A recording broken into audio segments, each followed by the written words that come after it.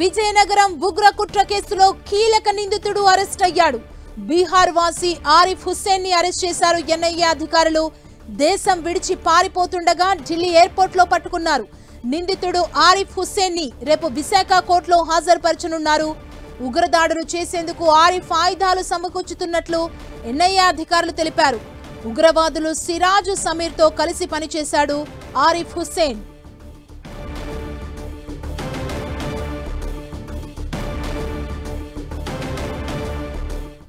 విజయనగరం ఉగ్ర కుట్ర కేసులో కీలక నిందితుడు అరెస్ట్ అయ్యారు. బీహార్ వాసి ఆరిఫ్ హుస్సేన్ ని అరెస్ట్ చేశారు ఎన్ఐఏ అధికారులు.